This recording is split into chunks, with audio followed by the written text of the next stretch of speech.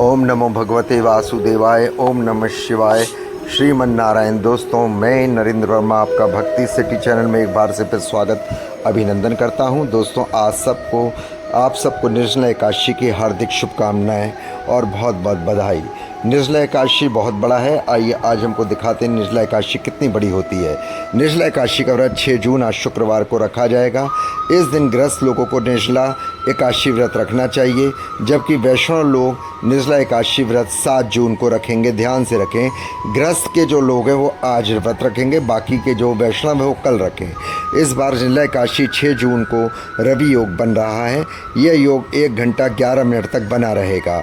यह सुबह 5:23 से और 6:34 तक का समय है। इस समय निर्जला एकादशी की पूजा कर सकते हैं। यह शुभ और फलदायक नहीं है। दोस्तों, निर्जला एकादशी के दिन बिना अन्न और जल के व्रत रखें और दिन भर हरि नारायण का स्मरण करें। विधि विधान से भगवान विष्णु की पूजा करें और निर्जला एकादशी व्रत की कथा सुनें।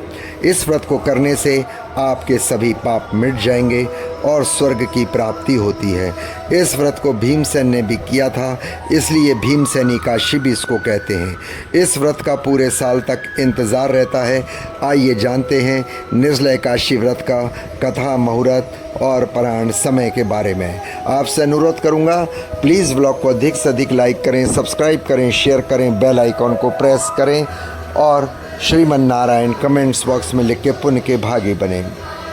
दोस्तों, पौराणिक कथा के अनुसार एक बार भीमसेन को इस बात की चिंता हुई कि उनके सभी भाई और माता कुंती दान पुण्य व्रत आदि करते हैं, लेकिन वे व्रत नहीं कर पाते हैं। ऐसे में उनको जीवन के अंत में मोक्ष कैसे मिलेगा? इस चिंता के समाधान के लिए वे वेद व्यास जी से मिले।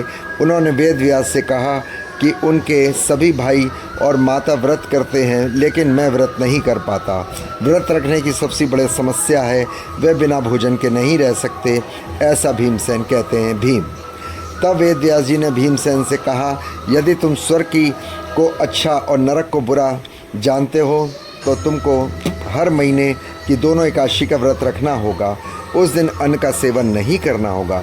इस पर भीमसेन ने कहा कि वे भूख बर्दाश्त नहीं कर सकते। उनके पेट में वक्र नामक आग है जो भोजन करने से ही शांत होती है। इस वजह से उनको बार बार भोजन करना पड़ता है। इस वजह से वे व्रत नहीं कर सकते। उन्होंने वेद व्यास जी से निवेदन किया, आप कोई ऐसा व्रत बताएं जिससे पूरे साल केवल एक बार ही करना हो तो उसको पुण्य के प्रभाव से मिट जाए और जीवन के अंत में उसे स्वर्ग की प्राप्ति हो। इस पर वेद व्यास जी ने कहा कि हर माह में 2 एकादशी व्रत होते हैं। जो व्यक्ति साल के सभी एकादशी व्रत विधि पूर्ण करता है उसे हरि कृपा से मोक्ष की प्राप्ति होती है। वह जीवन और मरण के चक्र से मुक्त हो जाता है। वेद व्यास जी की बातें सुनकर भीमसेन परेशान हो गए और उनको भी 24 एकादशी का व्रत करने होंगे। यह सोचकर वह बड़े परेशान रहे। वह बिना भोजन के नहीं रह सकते थे, तो क्या उनको पाप से मुक्ति नहीं मिलेगी? उन्होंने वेद व्यास जी से पूछा कि मोक्ष कैसे प्राप्त कर सकते हैं। वे सभी एकादशी व्रत करने में सक्षम नहीं हैं। आप कोई ऐसा व्रत बताएं जो साल भर में एक बार हो और उसे करने से मोक्ष मिल जाए। तब वेद व्यास जी ने कहा कि साल में एक केवल व्रत है जो ज्येष्ठ शुक्ल एकादशी तिथि को पड़ता है, जिसे हम निर्जला एकादशी कहते हैं। इस व्रत को जल और अन्न का त्याग कर देते हैं। यदि व्रत के समय कोई गलती से जल भी ग्रहण करता है तो उसका व्रत टूट जाता है।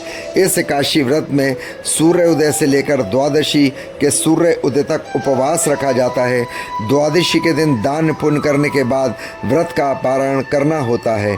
जो व्यक्ति ये व्रत करने में सफल होता है उसे साल भर की सभी एकादशियों का व्रत पुण्य की प्राप्ति होती है।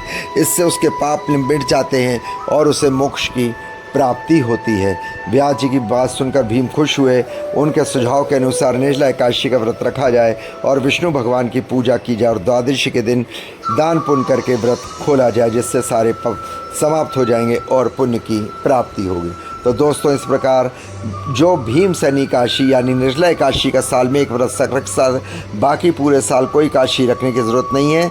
सिर्फ आप एक निर्जला एकादशी का व्रत कर लेंगे तो आपके सारे पाप कष्ट दूर हो जाएंगे और आपको मोक्ष की प्राप्ति होगी। निर्जला एकादशी की तिथि 6 जून शुक्रवार को तड़के 2:15 से है।